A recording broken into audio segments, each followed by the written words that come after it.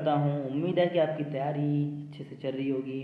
तो आज के नोट्स है वो है इनऑर्गेनिक केमिस्ट्री से VSEPR थ्योरी। सबने सुना होगा इसके बारे में जिसका फुल फॉर्म है valence shell electron pair repulsion theory, है ना। तो चलो इसको देखते हैं। First of all Sidgwick and Powell ने 1940 में इसको क्या किया था, प्रपोज किया था। फिर क्या हुआ, देन गिलिप्सी एंड नाइहोम ने इसे डेवलप किया। क्लियर है, सन 1957 में। ये उसका बेसिक जानकारी है। 1940 में सबसे पहले किसने, सिडविक एंड पावेल ने इसको प्रपोज किया और उसके बाद क्या किया, गिलिस्पी एंड नाइहोम ने इसे डेवलप किया। This theory is very useful to predict the geometry of a number of simple covalent molecules and ions. मतलब इस थ्योरी का हम यूज सिंपल है कि जो मॉलिक्यूल का है ज्योमेट्री, शेप, इन सभी के बारे में जानने के लिए करते हैं, है ना। Gillespie has proposed the following rules to explain the shapes of molecule and ions. तो गिलिस्पी ने कुछ रूल्स दिए, उसमें से मैंने ज़्यादा से ज़्यादा इजी तरीके से इसको लिखा है। हालांकि ये इंग्लिश में लिखा हुआ है पर ये इजी लैंग्वेज में है तो आपको समझ आ जाएगा। जैसे रूल फर्स्ट है, when the central metal atom of a molecule is surrounded only by bonding electron pairs. मतलब जो सेंट्रल मेटल एटम होगा, है ना, मॉलिक्यूल का जो सेंट्रल मेटल एटम होगा वो उसके चारों ओर क्या हो, सिर्फ बॉन्डिंग पेयर इलेक्ट्रॉन होंगे, not bye lone pair electron नहीं होंगे। तो जियोमेट्री क्या होगा, रेगुलर शेप में होगा। तो रेगुलर शेप होगा मतलब कोई चेंजेस नहीं आएगा अगर उसमें लोन पेयर प्रेजेंट नहीं है, सिर्फ बॉन्ड पेयर से वो घिरा हुआ होगा तब। और जो रेगुलर शेप होता है उसके बारे में मैं बता देता हूँ। रेगुलर शेप कुछ इस तरह से होता है ना।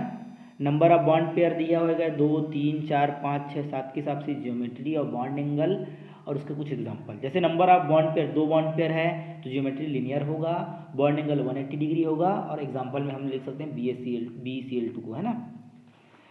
3 बॉन्ड पेयर होगा तो ट्राइगोनल प्लेनर 120 BF3 उसका क्या है, एग्जांपल है। 4 होगा तो टेट्राहेड्रल होगा 109 डिग्री CH4 इसका एग्जांपल है। 5 बॉन्ड पेयर होगा तो ट्राइगोनल बाइपिरामिडल होगा, उसका बॉन्ड एंगल देख लो 90 120 हो सकता है, उसका एग्जांपल है PCl5। ऑक्टा 6 होगा तो ऑक्टाहेड्रल, 7 होगा तो पेंटागोनल बाइपिरामिडल। तो इन सभी का ये रूल्स है, इसको आप याद कर लीजिए या लिख लीजिए, ठीक है। कुछ एग्जांपल मैंने दिए हैं, उसको बाद में हम एप्लीकेशन ऑफ VSEPR थ्योरी की वीडियो बनाऊंगा, उसमें बता दूंगा। इसमें सिर्फ रूल्स है और उसके लिमिटेशन है, ठीक है।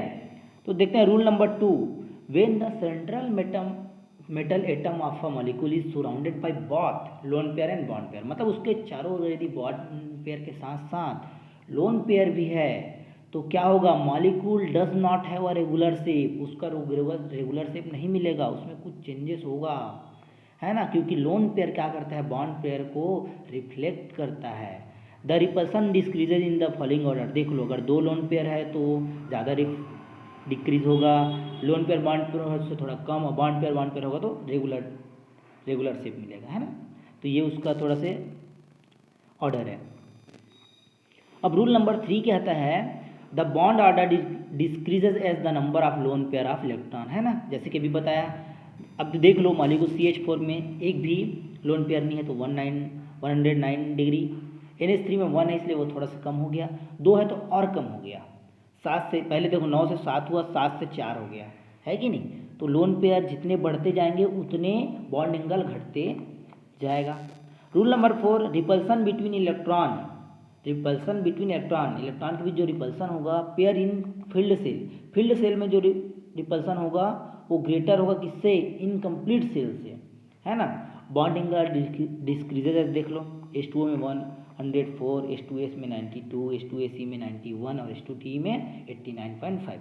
ये तो 4 रूल है VSEPR थ्योरी के। इसको अगर रूल्स आप याद कर लिए तो आसानी से आप ज्योमेट्री शेप का नाम दे सकते हैं, बॉन्ड एंगल निकाल सकते हैं।